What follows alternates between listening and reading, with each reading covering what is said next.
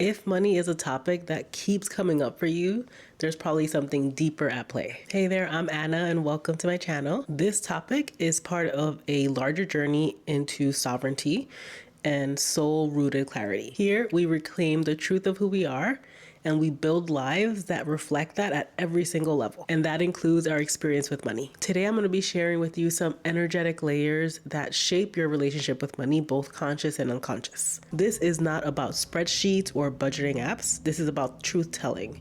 And I love me a spreadsheet and a budgeting app, Virgo over here. But when you're just doing those surface level things, not a lot of transformation or shift can happen.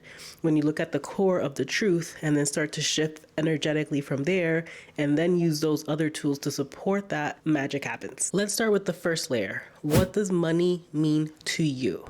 Money can mean something differently to every single person. Yes, there's probably a definition, in the dictionary about money, and we kind of have similar relationship to money in this society that we've constructed where that's a form of exchange. But really lean into, what does money mean for you? And let it be whatever it is, let it be okay. Don't shame yourself. Don't be annoyed at yourself. Don't try to make it a pretty definition. This is just you doing the work with yourself, revealing the truth. After doing a lot of this work, what feels true to me about money is that money is a tool that has both a tangible and energetic component. On a tangible level, it is a tool that supports access to certain things. That could be shelter, food, the opportunities, experiences, and energetically, it is an amplifier of what is. So if someone is very giving, receiving more money will amplify more of that giving. If someone is very wasteful, receiving more money will amplify more waste.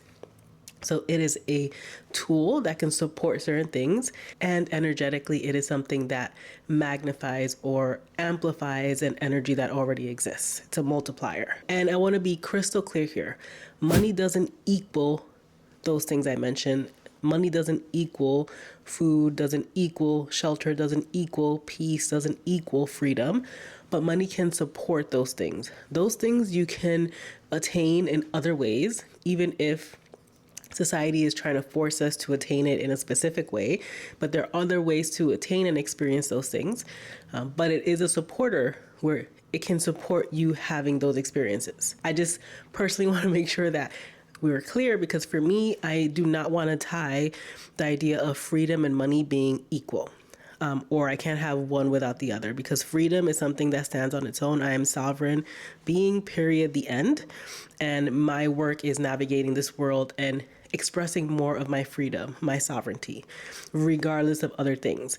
Now, I can use these other aspects of life to support that, and money is going to be one of those tools. So first journaling prompt, and I'm going to share all the prompts in the description. First journaling prompt. What does money mean to you currently? And let your answer be honest, unapologetic, uncensored. Don't judge yourself. Create a safe space for yourself and let whatever truth come out.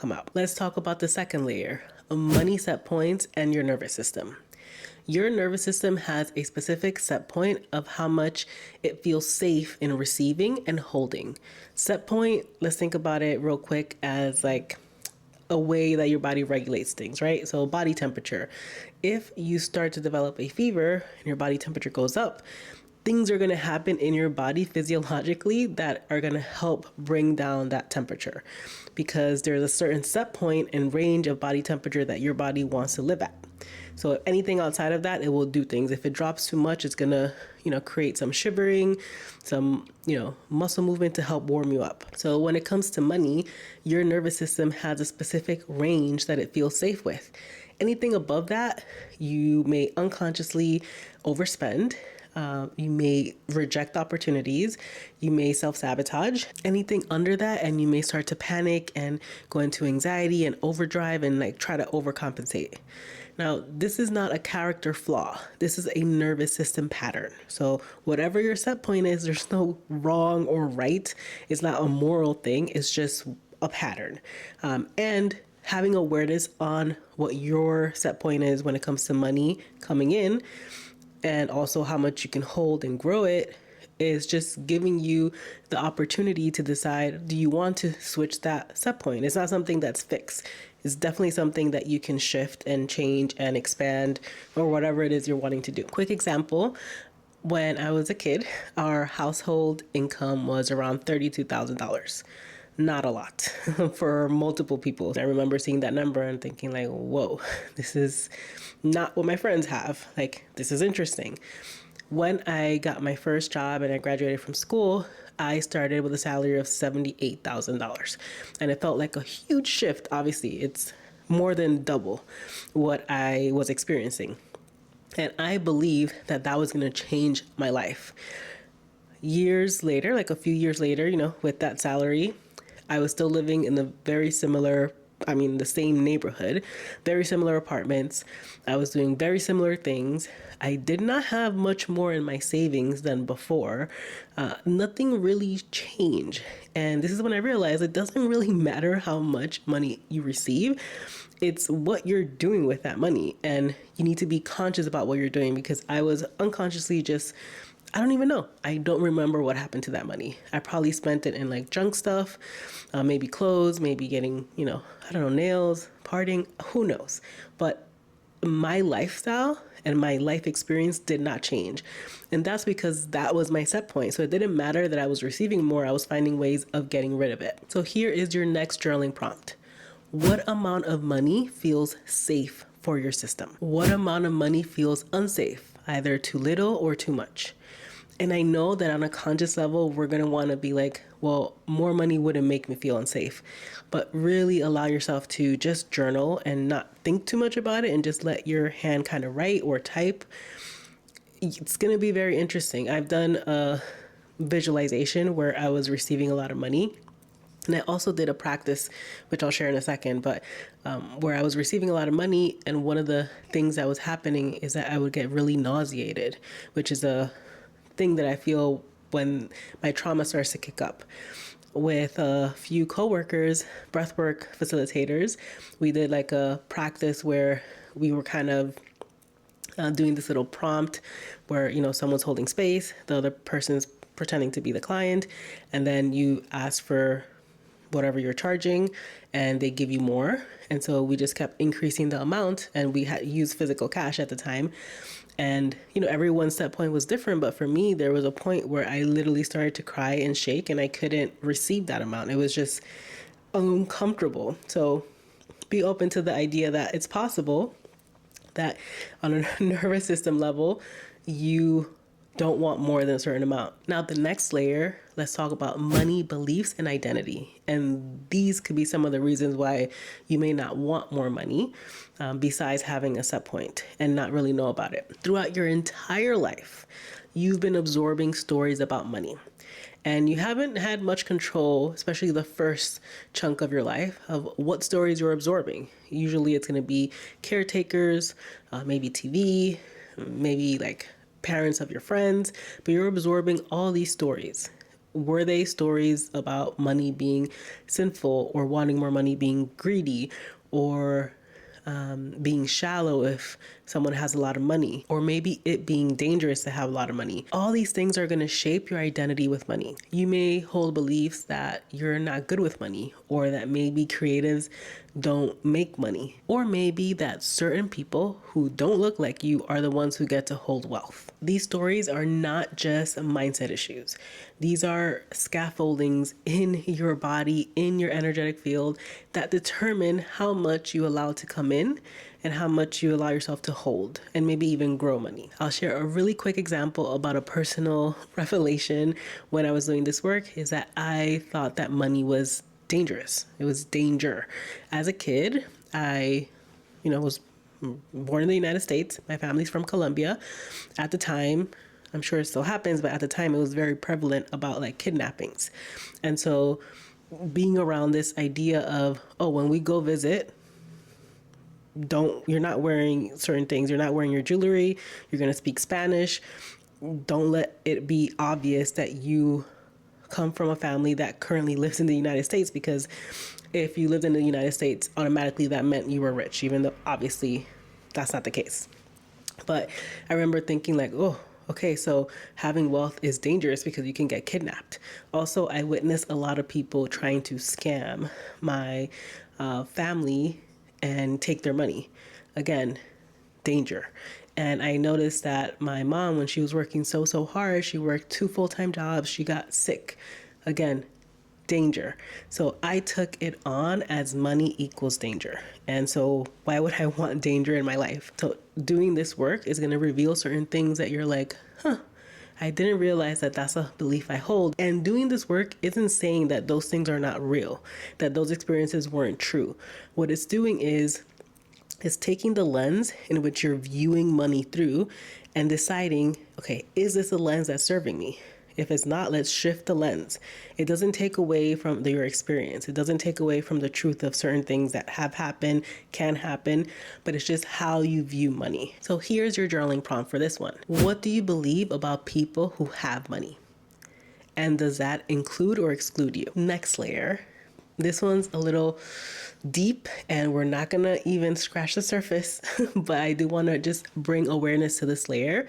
If this is something you're interested in, let me know and I will make a full video, but this is deep work. And this is Ancestral and Lineage imprint around money that has been imprinted on you. This work runs deeper than our lifetime. It is something that we can inherit through our lineage. We can carry patterns around ancestral relationship with labor, scarcity, exploitation, wealth, survival. And this work can feel very edgy. It can feel a little rough. So it's something that you'll know when and if you're ready to do this work. It's not something you want to force yourself into. But when I started to do this work, I realized that I was holding a lot of shame around money and me being someone in my ancestral line that gets to experience having more money. So again, it wasn't like I was consciously being like, oh, I don't want more money coming in. It was very energetic and it was an imprint.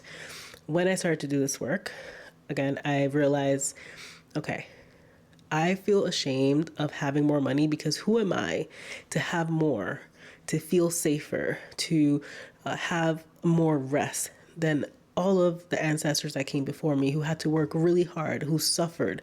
Like, who am I?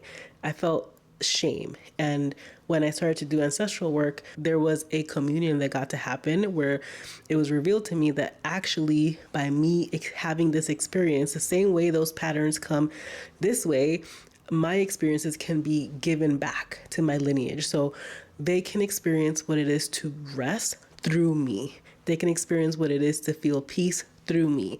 They can experience wealth through me. So really powerful work, a little edgy. So only go there if you feel called to, but this is another layer that also shapes your relationship with money. Here's a journaling prompt for this one. What did your lineage experience around money or their form of exchange? And how do you feel about having more than them? Now let's go to the last layer that I want to bring to your awareness, and that is survival strategies and money. So how are you behaving with money when you're in fight or flight? Are you just like spending it for the dopamine hit? Or are you in so much fear and panic that you're holding on to it so tight and hoarding it, not letting it circulate? Or are you completely avoiding it and not even looking at your accounts? You don't even know how much is in there. You don't even know if there's enough for a transaction. No shaming here. There's no good or bad. It's just what it is. And having awareness around it it empowers you to create a shift if that's what you choose. Let's think of money as an energetic being. How you behave with money is teaching it how to be in relationship with you. So if money were a friend, how are you treating it? How are you teaching it to be in relationship with you? So a journaling prompt for this one. When you are stressed, how do you tend to deal with money? And what does that teach money about being with you? We often try to change our money patterns on the surface level without really knowing how deep those roots go. And it's been my experience that when you try to just fix the surface, these patterns just keep popping up. So it's really important and empowering and beautiful to do this deep work. And then you get to do that more surface level budgeting spreadsheets, which I also love. This is not about fixing yourself. This is about revealing the truth of your current relationship with money and then shifting it to what you want it to be. How do you want it to feel? In the next video, I'm going to be sharing how to rebuild your relationship with money. So how do you want money to feel in your life? What do you want it to support? What tasks are you giving it? And also clarifying that vision of aligned wealth. So what's your North Star? If something landed for you in this video, definitely let me know in the comments. I would love to see your reflection. You can also send me a private message. Consider liking the video since that does help my channel. And if there's someone that you think would benefit from this video, definitely feel free to share this video with them. Thank you so much for being here, and I'm going to see you on the next one. Bye.